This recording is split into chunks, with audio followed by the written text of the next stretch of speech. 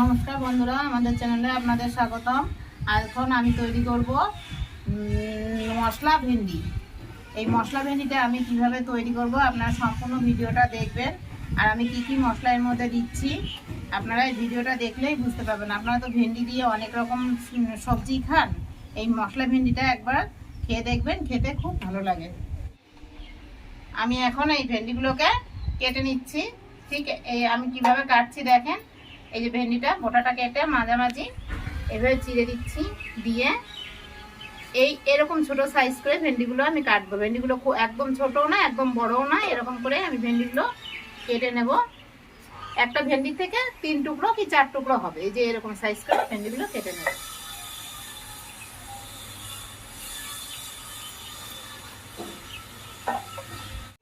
আর ভেন্ডিগুলি সব কাটা হয়ে গেছে। আর ভেন্ডি কাটতে কাটতেই আমি কড়াই বসিয়ে দিয়েছিলাম গ্যাসে। আর তেলটা আমার গরম হয়ে গেছে। এখন আমি এই ভেন্ডিগুলি তেলের মধ্যে ছেড়ে দিচ্ছি।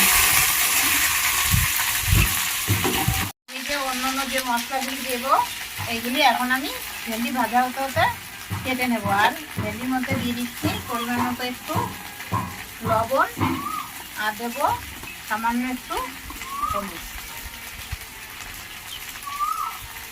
ভেন্ডিটা আস্তে আস্তে ভাজা হবে।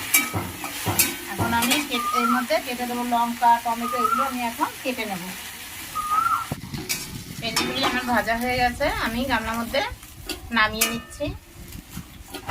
ভেন্ডি নামানোর পরে এই কড়াইতেই আমি আরেকটু তেল দিয়ে দিচ্ছি। তেলটা আমার গরম হয়ে গেছে, আমি একটুখানি জিরে তেলের উপরে দিয়ে দিচ্ছি। এবার জিরেটা পুড়ে গেছে, এর মধ্যে আমি একটা বড় সাইজের পেঁয়াজ কুচিয়ে রেখেছিলাম, সেই পেঁয়াজটা দিয়ে দিচ্ছি। পেঁয়াজটা একটু নরম হয়ে এসছে, এর মধ্যে আমি লঙ্কাটা দিয়ে দিচ্ছি। লঙ্কাটা আগেই দিতে হতো, আমি মনে ছিল না, ভুলে গেছিলাম, তাই লঙ্কাটা দিতে একটু দেরি হয়ে গেল। মধ্যে এবার দিয়ে দেবো যে কুচিয়ে টমেটো কাটা রেখেছিলাম একটা ছোট্ট, সেই টমেটোটা।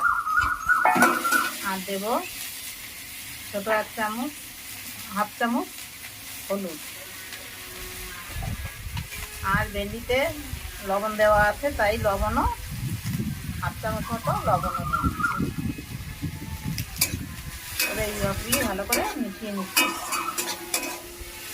আর একটু ভাজা ভাজা হবে। আমার টমেটো পেঁয়াজটা ভাজা হয়ে এসছে। এখন আমি এই রসুনের গুঁড়ো আছে, শুকনো রসুনের, এই গুঁড়োটা আমি ছোট 1 চামচ এর মধ্যে দিয়ে দিচ্ছি। আর দিচ্ছি ছোট 1 চামচ ধনিয়া গুঁড়ো। আমার ভাজাটা পুরোপুরি হয়ে গেছে। এখন আমি যে ভেন্ডিগুলো ভেজে রেখেছিলাম সেইগুলি আমি এর মধ্যে দিয়ে দিচ্ছি। দিয়ে আমার রান্নাটা প্রায় শেষের দিকে, দিয়ে আমি এখন এর মধ্যে লাস্ট এই ম্যাগির মশলাটা দেবো। এইটাই আমার দিলে সব থেকে ভালো, এই মশলা মেনুতে খুব স্বাদ আসে। আমি এই ম্যাগির মশলাটা দিয়ে দিচ্ছি। ম্যাগির মশলাটা দেওয়ার পরে নেড়ে চেড়ে মিশিয়ে দিয়ে গ্যাসটা আমি বন্ধ করে রান্নাটা নামিয়ে দিচ্ছি।